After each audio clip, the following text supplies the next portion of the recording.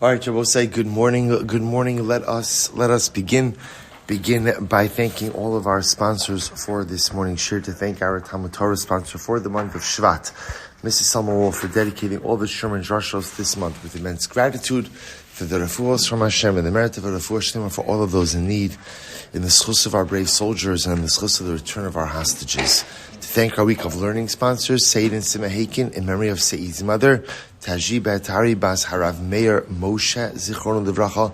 We hope that in the merit of our TALMUD TORAH, her and Neshama will have an aliya and the family a Neshama. And to thank our Daf Yomi sponsor for today, Abe Diamond, for dedicating the shir this morning, creation of the yahrzeit of his father, Abe Diamond, zechus. We hope that in the merit of our TALMUD TORAH, the Neshama will have an aliya and the family a Neshama. And Abba said we dedicate our learning to all of the soldiers who fell in battle.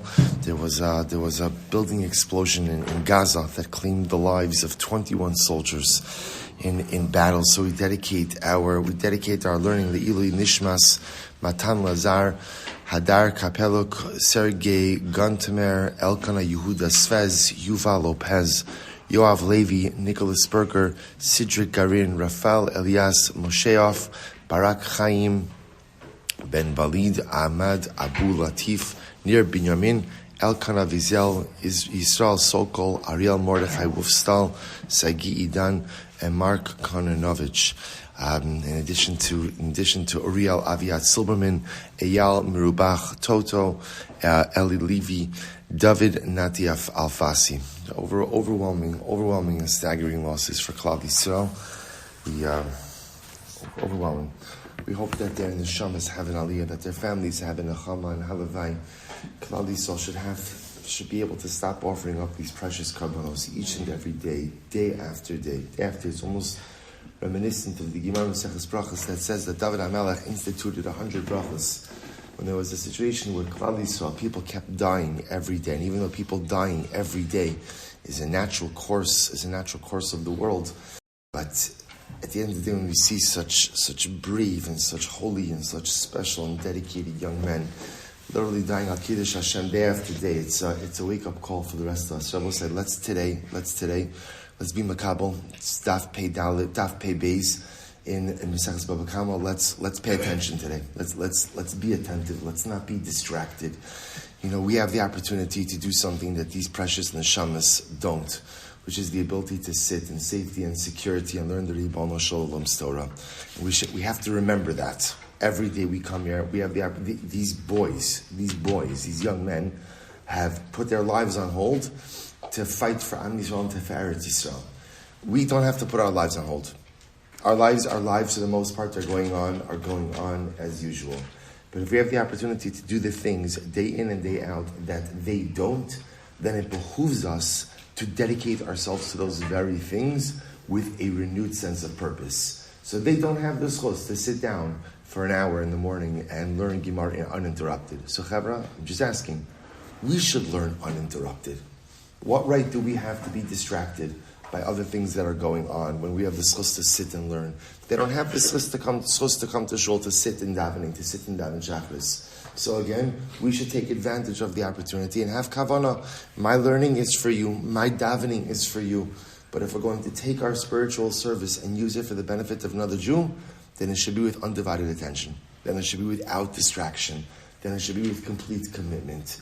And if we exercise that level of disciplined commitment to the spiritual activities that we are engaging in, then in Meir Hashem, it should be a zchus for Klal Yisrael, it should be a zchus for our soldiers, it should be an aliya for the Neshamas. And Halavai, HaKadosh Baruch Hu should just bring this war to a decisive close, a victorious close. Allow all of our soldiers, allow all of our hostages to go home to their families, b'shalom and b'karav. So we'll say, let's begin. Today's daf is Pei Beis 82, and we are picking up on Pei Aleph on the Beis 81b, and we are picking up at the two dots. Meis mitzvah, kana makomo. So the halacha is that a meis mitzvah acquires the area upon which the body is situated. So what this means in a practical sense, is that the meis mitzvah, remember again, is a body that has no one to bury it. So as such, there's no obligation to move it to a cemetery. You just bury it exactly where you find it. So the Gemara says, or Minu, is that true? Hamoti meis moto be'isratcha. If a person finds a body that is literally in the esratcha, esratcha is a refuos harabim, a public domain. So what's the halacha? Mifaneo liyamin, liyamin esratcha or the small esratcha. So this is talking about you find a body in the middle of refuos harabim. You can't bury someone in the middle of refuos harabim. So instead, what do? You move it to the right, you move it to the left. Sedei bar or sedei near. So we'll say, so let's say again, now once you're moving the body, so then halacha l'maisa, the Gemara is showing us options. If there's either the ability to bury the body in an unplowed field or in a plowed field, mefaneo l'sedei bar, you bury it in an unplowed field. Sedei near u sedei zera. What if it's choice between a plowed field and a seeded or a sown field? Mefaneo l'sedei near, you go ahead and you bury it in the plowed field, not in the sown field. Hayu shteyan boro, shteyan niro, shteyan zros. What happens if both fields are the same? So mefaneo l'makom sheyirtzeh, you bury the body wherever you want. So we'll say, what's the point of this? What's the point of this Gemara? The point of this is you see that you do move a meis mitzvah. In other words, the Mishnah made it sound, or I should say, the Chakal of Yehoshua, that meis mitzvah kana makomo. So the lashon of, so that makes it sound like wherever you find the meis, that's where you bury it, and we don't move the body. But from here we see that we do move the body. So what's going on over here? Am Rabibi bemuta al meitzar. Now the case of Rabbi says, if you can imagine, is where the body, the corpse itself, goes along the width of the refuos harabim to the point that it would be people would be unable to pass through refuos harabim without going ahead and hovering over the body. But it wasn't obviously. If you look at Rashi says, "Ala meitzar mutal berochav haderech va'ovrinu ma'aliyin alav osei taros umetamas." So here's the problem. If you have a body that straddles the refuos harabim, right? That straddles the width of the refuos harabim, that's an unsustainable situation, because what's going to happen? Essentially, everybody who passes by refuos harabim is going to become tamei. You can't have a situation like that, because there are kohanim, there are people who are dealing with taras. So this is like a public service issue. This is a public service issue. So therefore, essentially, we'll say this is one of these classic cases in halacha where kind of the needs of the many outweigh the needs of the individual. So the need of the meis mitzvah, so to speak, is to be buried right where he's found. But that goes against the needs of the rabbin, of the collective. So in this case, the needs of the collective trumps the needs of the corpse of the individual, and we move the corpse. And now the Gemara is telling me, once you move it, you can move it to a place where burial is going to create the least amount of, I guess we'll call it disruption or damage upon someone else. Incredible. But muta ala meitzar mitoch shenitan lifnoso mifaneu l'chol makom sheyirtzeh. Ultimately, again, since the body is along the width of the refuos harabim, you're allowed to move it. And once you're allowed to move it, you can move it anywhere you want. So the Gemara says, Amri, I mentioned this in yesterday's daf, Asara, both said these aren't 10 enactments of Yehoshua, rather what is it? So the Gemara says, Hani chad srihavya. It's 11. It's 11, or we'll say if you count it up, it's 11 enactments, not 10. So how do you reconcile this? So the Gemara says, Mahalchin b'shvile harashos shlomo amra. It was interesting. I'll say, if you remember again, one of the things that we mentioned was actually a takana of the ability to go ahead and walk through fields after the harvest season, right? After the harvest season, before ultimately, again, anything else is planted, you're allowed to go ahead and walk through. We also mentioned, by the way, similar halacha, which is that when there are we called it potholes in the refuos harabim, you could walk on the edge of the refuos harabim, which is the refuos yachid. So the Gemara says, in reality, Shalom Aleich said, this kid is Sanya, Harush shekalu peiros min asad ve'ino maniach b'nei adam likanis b'soch sadeu. Ma brios omer zolav. We'll say if a person doesn't have any vegetation, growing in his... I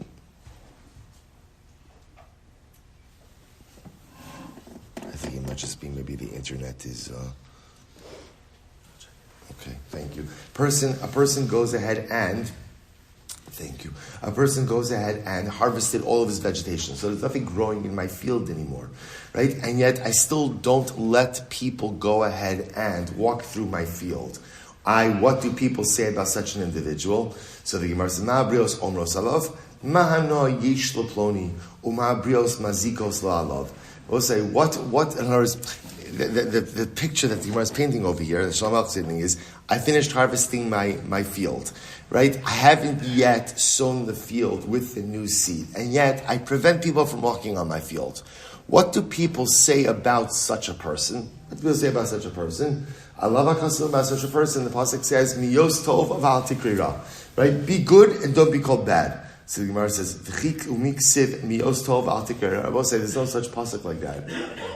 I mean, it would be a great pasuk, but there is no pasuk like that, right? Miyos tov al tikra, be good, don't be bad. So the Gemara says, in ksiv ki agavna. It's written by a little bit of a different way. What's a different way? So al timna tov mibalov biyosli el yodecha la'asos.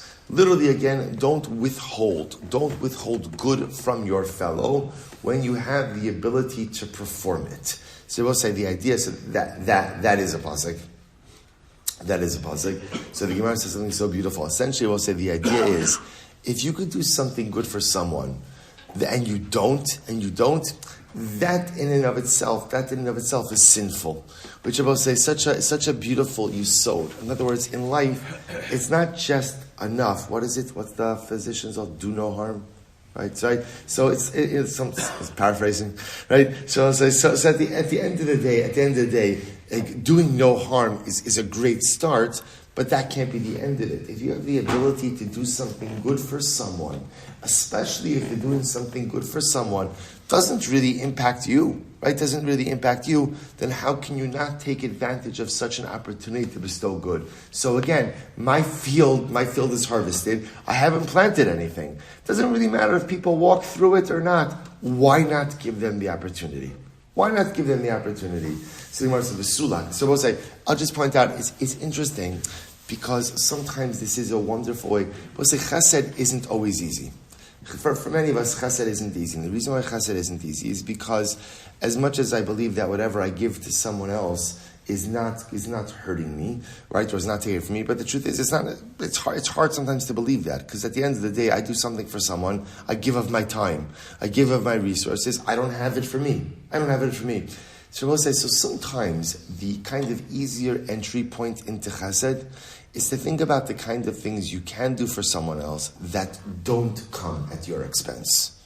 And there are so many things on a daily basis that we could do for other people, right? That most of us are driving home anyway from work or from something. You think about one phone call that you can make to someone who's having a difficult time, just to go ahead and let them hear your voice. Just a Bika Cholim call, or just a Shalom Aleichem call. You're driving anyway. You're going out and spending the time anyway. It doesn't take away anything from you. So Shlomo instituted this idea that if you could do something good for someone else and it doesn't impact you in any negative way, why not? And that might be the easier, if a person struggles with becoming a Baal Chesed, that may be the easier entry point into things. Okay, in any event, the point the Gemara makes over here is that particular enactment that was attributed to Yoshua didn't make it, rather again it was Shlomo HaMelech. Incredible. So the Gemara says, V'sulaka, are there no more enactments of Yoshua? So there's only 10. There are more. The Gemara says, Rabbi Yehuda Omer. This was some interesting other enactments. B'shas hotzaz zvalim. When I will say, see, the way it would work is, how would you fertilize the field? You would take all of the waste from your animals, right? And you would use that to fertilize your field. So at the time when it's time to fertilize the field, adamotzi zvaler sarabim, v'tzobro kol shloshim yom, kol shloshim, kidei sheyei nishuv beragle adam u beragle behema, shal menaskein hinchel Yoshua liyisrael asa aretz. So we'll say, this is actually very interesting. I'm not sure exactly practically how this plays out, right? But Lamaisa, you could take essentially all of your manure, you could put it in a sarabim. Because apparently, again, the best way to use manure as fertilizer is to have it trampled. You could leave it there for 30 days. After 30 days, you go back, you collect your trampled manure, and now you have fertilizer. So you are allowed to take your manure and put it in Rishus Harabim. This is what Yoshua instituted. Okay, so just another enactment of Yoshua. Next, What about Rabbi Shmuel Rabbi Yochanan ben Baroka? The Sanya Rabbi Shmuel Rabbi Yochanan ben Baroka.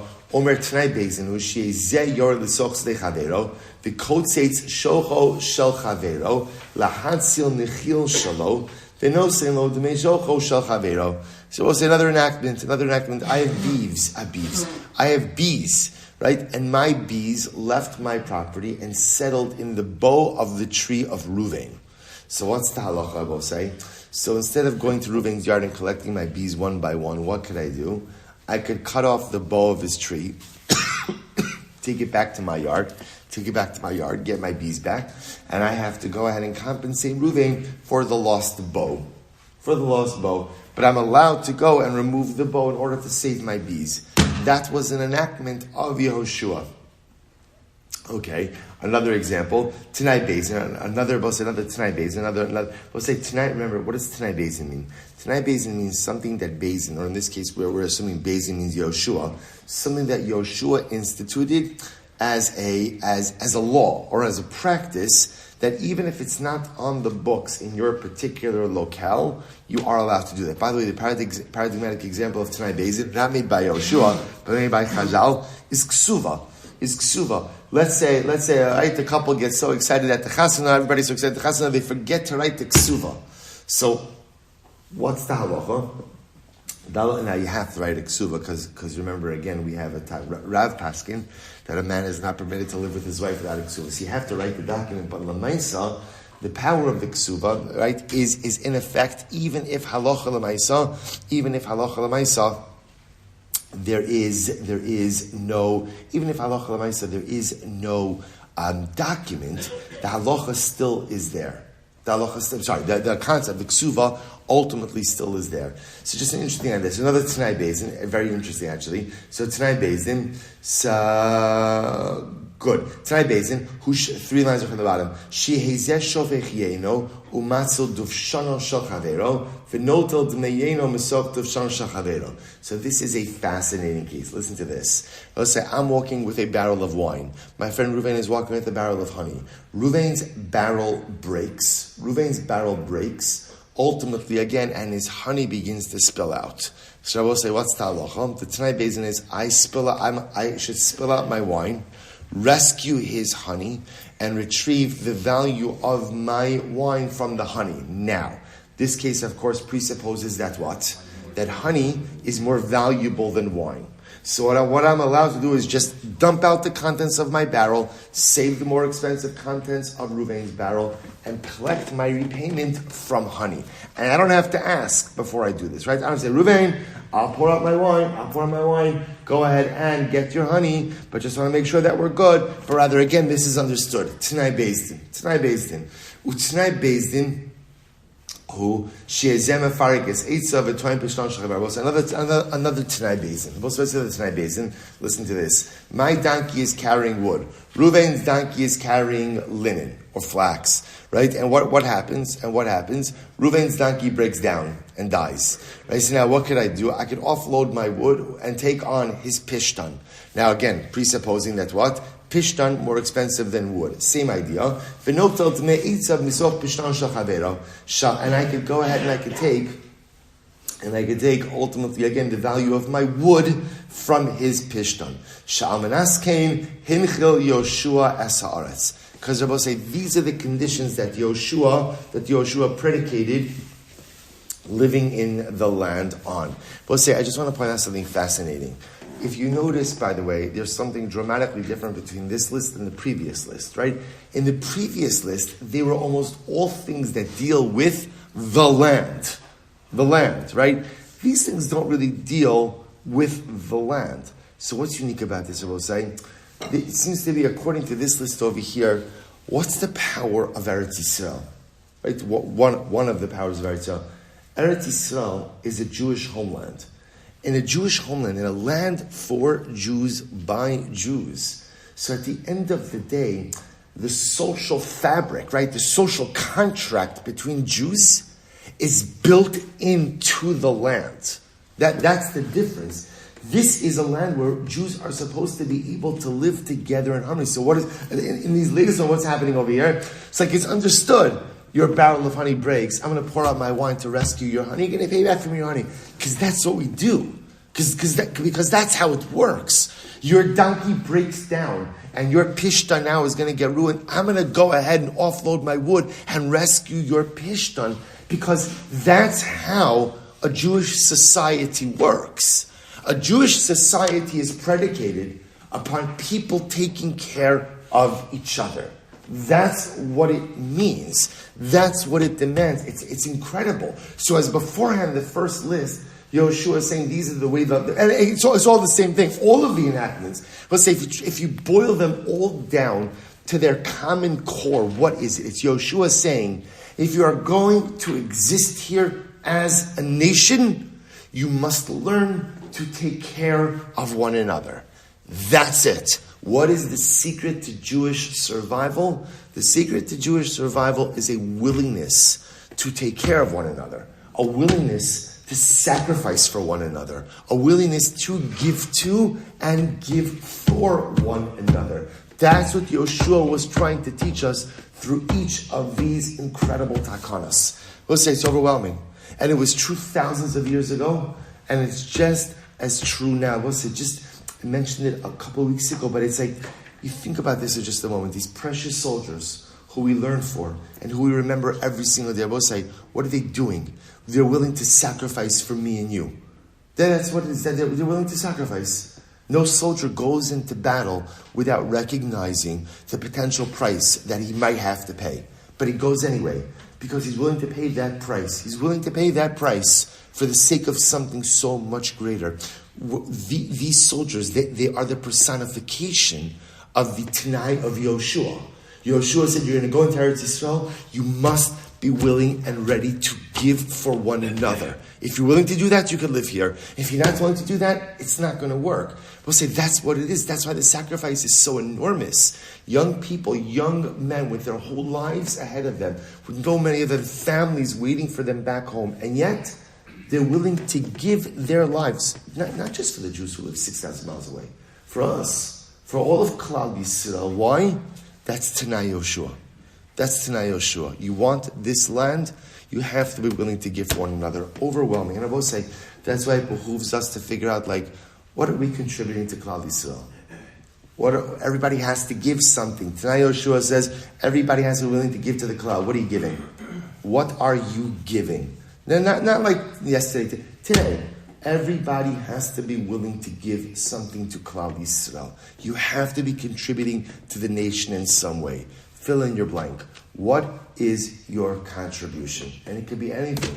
It could be the shacharis that you're going to daven with kavanah. It could be the Daf Yomi that you're going to pay undivided attention to. It could be the tzedakah. It could be the chesed. It could be whatever you want. But every single day, each of us must be contributing something to the klal. Because without that, we are not fulfilling our Tanai Yoshua, and without that, Klal Yisrael cannot retain Eretz Yisrael.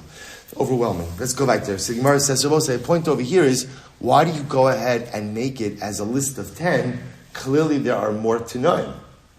So the Gemara gives an interesting answer. The Gemara says, "V'yechidai lo kaminon." Both say, if you look at all of these last cases over here, all of these last cases, these were all mentioned by individual opinions. So the Gemara is only reckoning, ultimately, again, the list of Tanai Yoshua that were agreed upon by the group, but not just by individuals. Okay, it's top of pay base. So Kivaha, Ki Asa Rabbi Avin Rabbi Yochanan. So we'll say, when Rabbi Avin came to Rabbi Yochanan, he said as follows. Interesting case here. We'll say, if I have a tree that extends into my friend's yard, or a tree that is right next to the border. Now, both say, if you have a tree that's right next to the border of two properties, the assumption is that the roots are extending into my neighbor's property and drawing sustenance from there. Excuse me. Nevertheless, the Gemara said maybe v'korei. Ultimately, again, the owner of the tree could still bring bikurim and recite the psukim. Sha'al menas kein hinchel Yoshua liYisrael es haaretz. Because I will say this was the condition that Yoshua made when Klal Yisrael came into Eretz Yisrael. That even if your tree is extending into someone else's property, or even if the roots of your tree ultimately again are going ahead and are extending into your friend's property, Lemaisi, you still bring Bikurim and you read the Psukim. Ella Mai, so the Gemara says, Ella Mai Tana Asar Tana Ishna Yoshua, Shehisna Yoshua. So we'll say, so what does it mean then when we said before, we'll say the point over here the Gemara is trying to make is, there's more than 10. Right? There's more than 10. That at the end of the day, the list seems to be much greater, or greater. So the Gemara says, you're right. What does it mean when it says that these are the 10 Tanaim that Yehoshua made? Rabbi Yehoshua ben Levi, who both said that reflected the view of Rabbi Yehoshua ben Levi. Rabbi Gavim Beiksil, Masnila Behedja, Rabbi Tancham, Rabbi Brais, Mishum, Zakin Echad, Uman Rabbi Yehoshua ben Levi, Asar Tanaim, Hisna Yoshua. Okay, so we'll say, so Rabbi Yehoshua ben Levi is the one who came up with the list, ultimately again, that there were 10 enactments that Yehoshua made. These were the 10, ultimately again, but please understand that there are others that are listed. There are others that are listed. Okay, so the Gemara goes weiter. The Gemara says, Asara Takanos Tikein Yoshua, Tikein Ezra. So both say, so now, actually don't worry about it, it's okay. So now, interestingly enough, so both say, so that's the 10 Takanos of Yoshua. Now, the truth is, we have to go back because there are some things that we still have to speak about with a little bit greater depth. We have to go back to Behemah Daka, which again was Sunday's daf. We have to go back to that a little bit more. But let's finish up a little bit more Gemara, and then Amir Hashem will try to see if we have time to dabble in halacha a bit.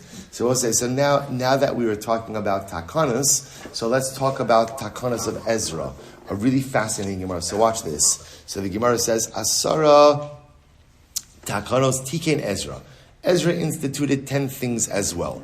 What are the 10 institutions? What are the 10 things that Ezra instituted? Number 1, Tikkun Ezra Shekorim b'mincha b'Shabbos.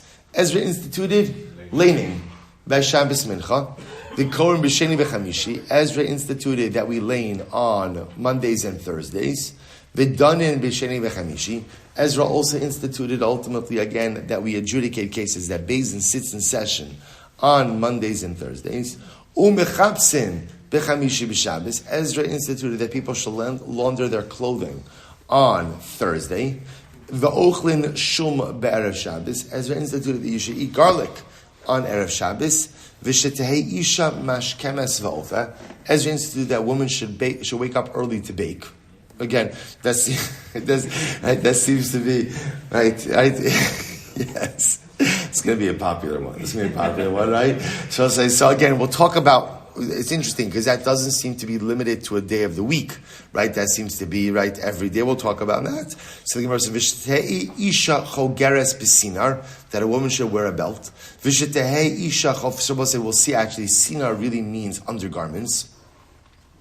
V'shetei isha chofefes v'tobeles, that a woman will say has to do chafifa before she goes to the mikvah.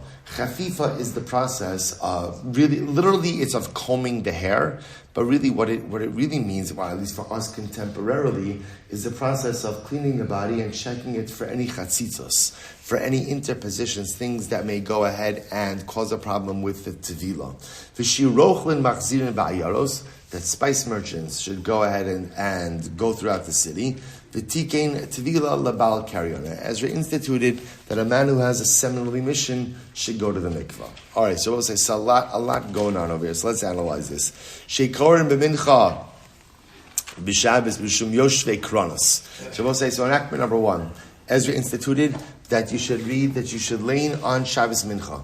Why? Because of yoshvei kronos. Now we'll say, now it's interesting. What does Yoshvei Kronos mean? If you take a look at Rashi says, Yoshvei Kronos are Yoshvei Chanuyos. It's interesting, because usually Yoshvei Kronos literally means what? People who sit in the corner. It's usually a reference to people who are wasting away their lives. Right? Literally, again, sitting in the corner is doing absolutely nothing. So Rashi understands over here that, no, it means to shop owners, shopkeepers. Why Rashi? Listen to this. Kol yemos hachol oskin b'schora. Vein korin b'sheni b'chamishi, so tikun beginayhu kriya yisera. Tziravo said, this is incredible. We're going to see there are people who are occupied with business. It's incredible. People are occupied with business. So those individuals, often even on Mondays and Thursdays, may not have the opportunity to come to shul. So for them, Ezra instituted an additional Torah reading on Shabbos afternoon, the day Shabbat, which I will say highlights a very important yesod. We'll say for those of us who work during the week, Shabbos is for learning. Right? Shabbos is for learning. This is a very important yesod, right? So for Talmidei Chachamim, Shabbos is to catch up on their rest. For the rest of us who aren't Talmidei Chachamim, who are working during the week, Shabbos is to catch up on our learning. Right? While we're learning during the week, but again, there's often not enough time to really learn during the week. This is very important. Shabbos is to be utilized, whether it's the long Shabbos night, long Friday night, or during the summer, the long Shabbos day, to really be utilized, not to catch up on my rest. You can catch up on your rest also, but to be utilized to catch up on my learning. So Ezra instituted this additional kriya on Shabbos afternoon for the people who are working during the week, didn't necessarily have time to even make it to shul on Mondays and Thursdays. They should have an extra learning, and should have an extra learning on Shabbos afternoon. So beautiful. So again, so Stalain on Mondays and Thursdays. Ezra Tikin, did Ezra really, was Ezra the one who instituted laning on Mondays and Thursdays? I will say this was already instituted earlier on. It's actually a beautiful Gemara Desanya. We'll say Klal Yisrael traveled 3 days in the desert and did not find water. We'll say this week's parasha. This week's parasha is B'Shalach. Absolutely incredible. This is right after the Yam Suf. Right, this is when they came to Mara. Right, so ultimately they're traveling 3 days in the desert and they could not find water. We'll say this is a beautiful Gemara. Darshei Rishumos Amru. Those who darshan psukim said, Ein Mayim Ela Torah. They will say, what's water? Water is Torah. Water is Torah. Right? Rabbi say, just like you cannot live without water, I cannot live without the Torah. Shene'amar, Hy'd called Samei L'chul L'mayim. Right? Every thirsty person go to water. Sometimes a person is so spiritually thirsty, I need Torah. Kevan shalchu shlosh below Torah, nilu. Rabbi say, what was happening? So Rabbi say, on a drasha level, what was happening? Klal Yisrael was traveling in the desert, and we went 3 days without Torah. 3 days without Torah.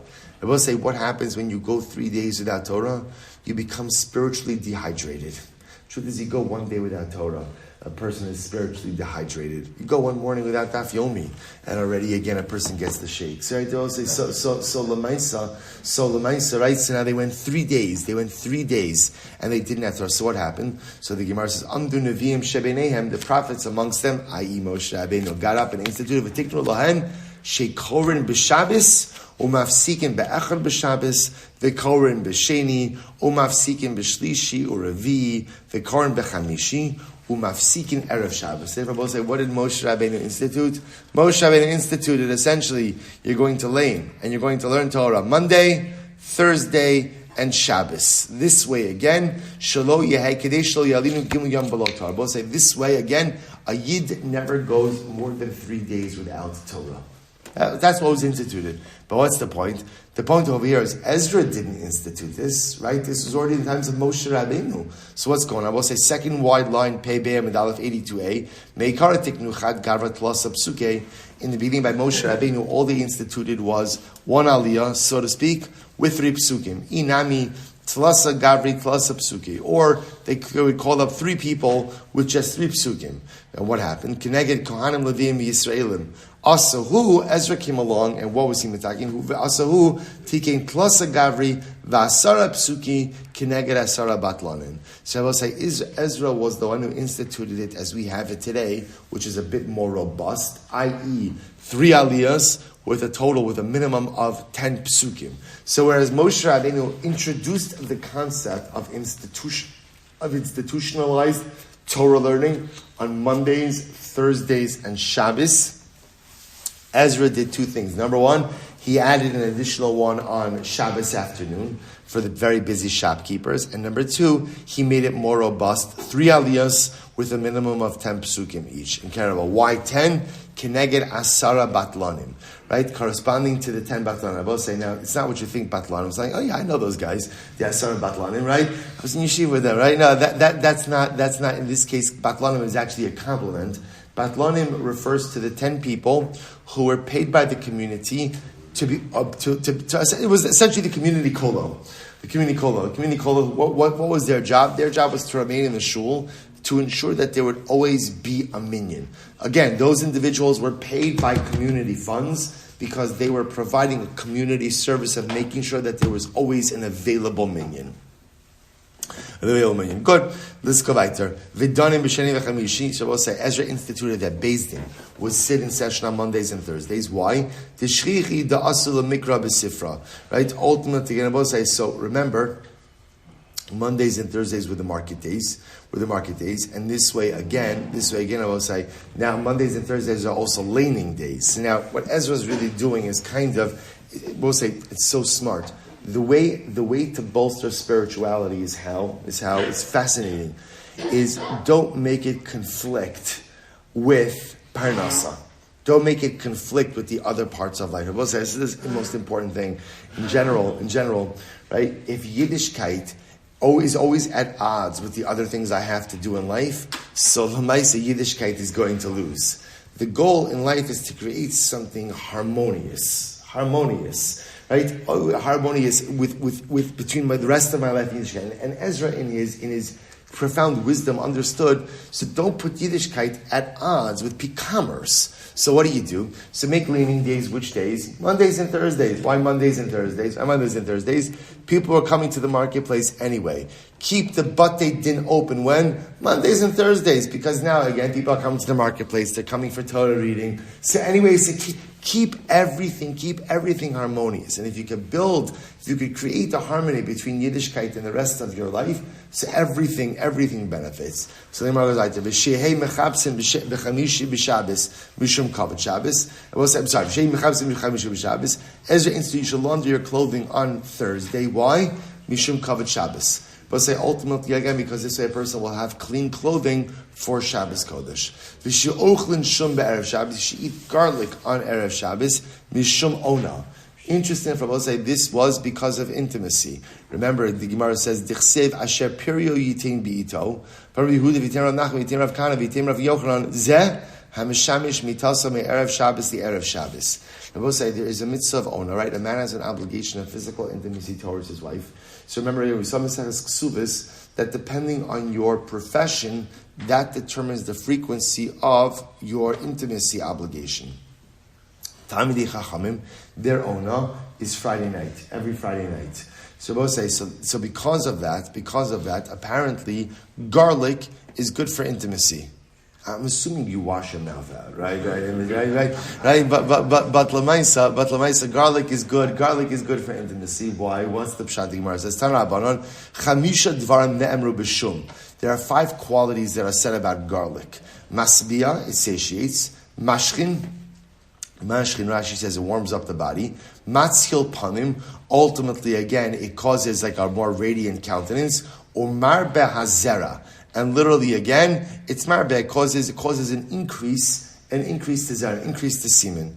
V'hore kinim she b'bnei me'ayim, and it kills some intestinal stuff. V'eish omrim machnis ava umotzias akina. This is interesting, and some say garlic has the unique ability to literally instill one with love and get rid of jealousy. That last part is the best part, right? So I'll say, if only it was that easy. I'll say now, the truth is, it could also very well be that when you look at the other qualities of garlic, so again, you put all of these things together, that puts a person in a good mood, right? If a person, shalom bayis, intimate life is in a good place, and ultimately a person feels satiated, a person feels warm, they don't feel cold, a person has a nice complexion, right? All of these things, you put all of these things together, what happens? Machnes ava, a person is in a good mood. I will say, this is such a profound idea. What happens when you're in a good mood? I will say, what happens when you're in a good mood? You're not jealous. I will say, if you think about it, so often jealousy in life doesn't really stem from the fact that someone has something that I don't, right? Because in life, there's always someone who has something that I don't. Where does jealousy stem from? Real jealousy stems from, I'm not happy with me. If I was really happy with myself, if I felt that I was living a good and meaningful and impactful life, and I was firing on all cylinders, I'm not jealous and say, okay, so this guy has this car, this guy has this house, this guy has this vacation, this guy's, okay, very nice, enjoy it. I'm happy. I'm good. when you're jealous, that's a telltale sign that you're just not happy with who you are, what you are, the life that you're living. So I will say that last line is really, really, really profound. Machnis ava. If you're happy and right, you have love towards yourself. You're happy with who you are, what you are, in the life you're living. Motzi esakina. Ultimately, again, you don't really have jealousy, and that's why I will say sometimes the way we feel towards others is the most incredible barometer about how we feel about ourselves. If you're the kind of person, if I'm feeling jealous, I'm feeling anxious, I'm feeling negative towards other people, usually it has almost nothing to do with anyone else, and has everything to do with the fact that deep down I know I'm not living the best life I could. I'm not the best version of myself. Be happy with yourself, and ultimately, again, you're motzi with the kina. You find happiness with everyone else around you as well. Incredible. Suppose a woman should wake up early and bake. Why? Well, this is incredible. So that when the aniyim come to the door collecting, you have bread to give them. Then I will say now, this is very much aligned with the Gemara that says that sometimes the highest form of tzedakah is not money. But if you know that an ani is hungry, right, the poor person is hungry, you could give him food instead of money to go buy food, that's a higher level of tzedakah. So therefore, the ability to have food that's ready to be dispensed, ultimately, again, tzedakah. V'shetei isha chogeres b'sinar. Ezra understood that a woman should wear undergarments. Mishum tzniusa. This was a din in modesty. Okay? V'shetei isha chofefes v'tovelas. A woman should do a chafifa, right? Should comb her hair, check her body for any interpositions before she goes to the mikvah. The Gemara says that's not Ezra, that's Doraisa. That's a biblical obligation. Desanya. V'rachatz es bisaro b'mayim. The Torah, when speaking about immersion, says the person has to wash their flesh in the water, which means the basar, the flesh, has to come in direct contact with the water. There can't be any chatzitza. Shelo yehi davar chotzetz bein bisaro l'mayim. There can't be any chatzitza. There can't be any interposition between one's body and the water. Es bisaro. Furthermore, the pasuk says es basar, and es is a ribui. The Gemara says es hatafa lebasara. It means even that which is secondary to your flesh must also be free of any interpositions. And what is that? Umaynihu se'ar. That means hair. So both say, so you see over here that what? That bidaraisa, hair has to be free from chatzitzas, which is why a woman has to comb out her hair, right? And her body has to be free from any chatzitzas, from any interposition. This is why she takes a bath, and this is why she physically inspects herself. To which the Gemara says, you're right. Amri, daraisa li'iyune dilma mikdar, inami maos midi mishum chatzitza. We'll say, midaraisa, all the person needs to do is what? It's actually interesting. Midaraisa, all they need to do is inspect. Right? So midaraisa, a woman just has to look at her hair to make sure that it is free from chatzitza. She has to look at her body to make sure that it's free from chatzitza. That is the da'araisa. Amadays. Va'asra Ezra v'tikin chafifa. Ezra came along, and what did Ezra indicate, or what did Ezra legislate? Ezra legislated combing. Ezra said a woman actually has to comb her hair. Okay, so it's like good. That's it. V'shei rochlin machzirin ba'yaros. And that spice merchants should be allowed to sell their wares in the city. Mishum tachshitei nashim shelo yisganu al ba'alein. I both say this is interesting. What this instrument over here is like this. You might have thought. Let's say the city has a store that sells spices, like perfumes. We're talking about over here. So maybe traveling merchants shouldn't be allowed to come into the city. Hasagas gvul, right? They're impacting someone else's parnasa. Ezra said, when it comes to traveling perfumers, right, they could always come and go. Why? This is a benefit to shalom bayis. Because this way, again, a woman could easily secure perfume. And because she could secure perfume, she'll be attractive to us. Remember, also understand, hygienic standards are different. So people weren't necessarily bathing every single day. So because of that, perfume becomes even more necessary just for shalom bayis. So in order to facilitate shalom bayis, Ezra said, let the perfumers, enter into the city and sell their wares. V'tikein tefillah lebal karyon. We'll say another interesting case. So Ezra instituted, ultimately again, that a man who has a seminal emission has to go to the mikvah. The Gemara says, 1 second, da'oraisa. That's a da'oraisa that a man who has a seminal emission has to go to the mikvah. T'chsev ve'ish kisei tzei mimenu shechvas zera v'rachatz es bisara b'mayim. So we'll say, the pasuk says, If a man has a seminal mission, he has to go to the mikvah. So what do you mean Ezra instituted? Which Gemara says, you're right. The Gemara says, D'oraisahu l'truma l'kodshim. You're right. It is D'oraisa. When does the Torah mandate immersion for a seminal emission? So we'll say that's if you're going to eat truma or you're going to eat karbanos. Then you have to go to the mikvah prior to consumption. Also, who tikin afilu l'divrei Torah. They will say Ezra instituted it. That what? That ultimately, again, after a man has a seminal emission, you have to go to the mikvah even before learning Torah. So we'll say this is what's called takanas Ezra. Now, the Gemara explains why did Ezra institute this? Shelo yehei tamidei chachamim mitzuyin eitzon nishosein ketarna golin. That literally, Talmidei Chachamim should not be intimate with their wives like chickens. Apparently, chickens mate frequently, right? So, in order that Talmidei Chachamim, should approach even permitted intimacy with a certain level of kovod rosh, a certain level of seriousness, there is a mandated tevilah every time a man has a seminal emission. Now, I will say there's a lot to talk about this. So, what happened to this today? Right, again, so Ezra was matakin. Every single time a man has a seminal emission, he's going to be so just so you should understand, this is why by the Hasidim, right, they go to the mikveh every single day, right? There are Jews who are machbit to go to the mikveh every single day because of Takanas Ezra. Again, if we have a little bit of time, for sure not today, but Emir Hashem. So just somebody keep this running list of fascinating halachic topics we have to go back to. So, right, Behemadaka we have to go back to. Takanas Ezra we have to go back to. So again, why this is not as widely practiced today, our Mishnah Berurah, as a whole discussion, we'll come back to it. Emir Hashem. Let's go weiter. Asar dran nemer b'Yerushalayim.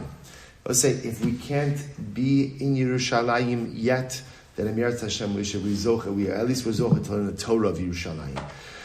10 things said about Yerushalayim Yirah Kodesh. Number 1, ein abayis chalot ba. So we'll say number 1, very quickly, let's talk about these things. We'll say the halacha normally is that if you sell a home in a walled city, remember, we'll say in general, when you sell real estate in Eretz Yisrael, it's not really a sale. Really, what is it? What is it effectively? It's a long-term lease, right? Everything goes back at Yovel. The exception to that rule is homes in walled cities.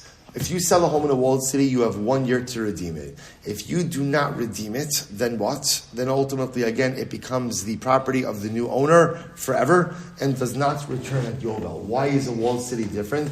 The Sefer HaChinuch explains very beautifully that walled cities were often border cities. Border cities are the first line of defense. We saw this, right? The border cities are the first line of defense.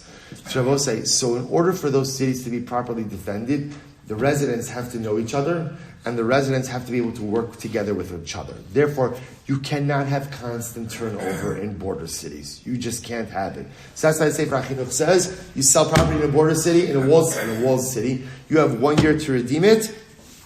If you don't, it forever becomes the property of the new owner. So we'll say, even though Yerushalayim is not a border city, it's a capital city, right? So fine. So therefore, in Yerushalayim, we'll say Yerushalayim is not like that. Rather, in Yerushalayim, ultimately, again, even if you sell property, it goes back to the owner, ultimately, again, during Yovel. Good.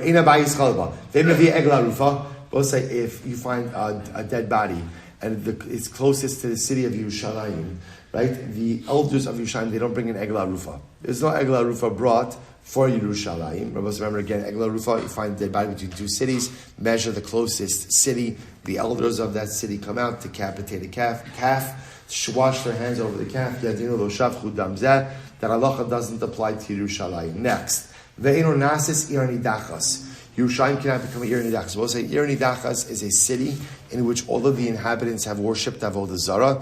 A city like that is laid waste. We destroy it. We kill the inhabitants, and we destroy anything and everything in the city itself. Yerushalayim cannot become an Ir Nidachas. Yerushalayim, the homes of Yerushalayim cannot contract Tumas Tsaras. Normally, even a home could be afflicted with saras, with leprosy, which are loosely translated as leprosy, but ultimately homes in Yerushalayim cannot contract saras. So see the reason for all this. Yerushalayim will say you can't have beams that extend or porches, like balconies, that extend from buildings in Yerushalayim.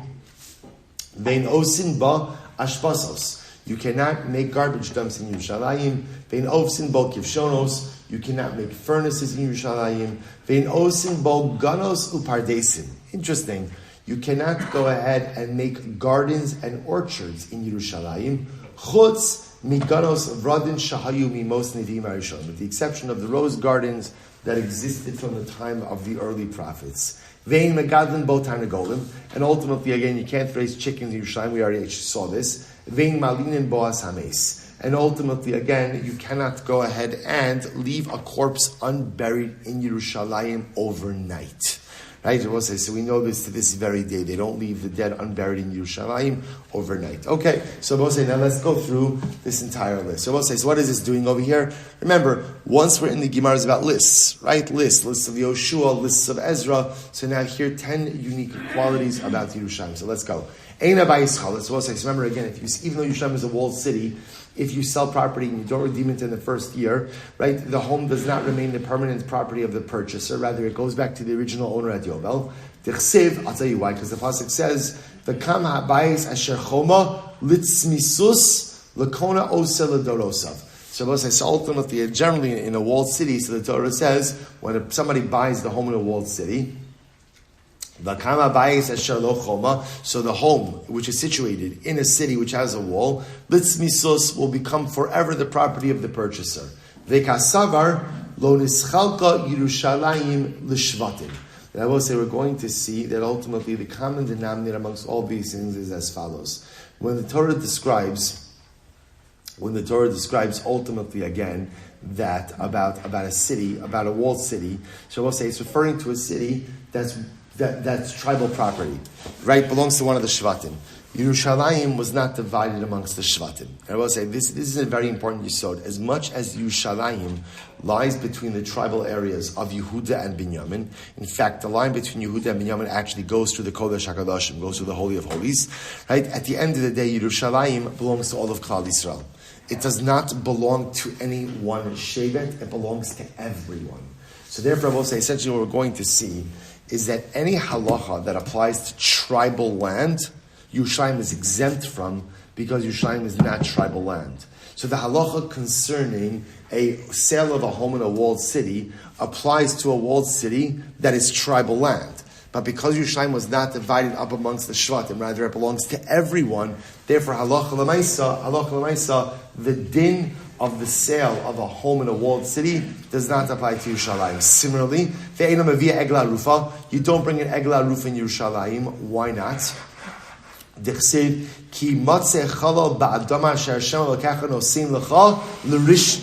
If you will find the corpse in one of the areas that HaKadosh Baruch Hu was giving you as an inheritance, meaning that is part of Eretz Yisrael that was divided up amongst the Shvatim. Yerushalayim lo nischal kol Shvatim. Yerushalayim was not divided up amongst the tribes. Rabbi was like, we'll have to stop over here for today. We'll pick up with the rest of this list, but at least you begin to see a theme over here. That any halacha which is predicated on an area belonging to the Shvatim, ultimately, again, does not apply to Yerushalayim, because Yerushalayim ultimately was not divided amongst the tribes. We'll say, Shkoya, stop over today, continue tomorrow. Incredible. All right, Chavra Zoom, have a great day, everyone.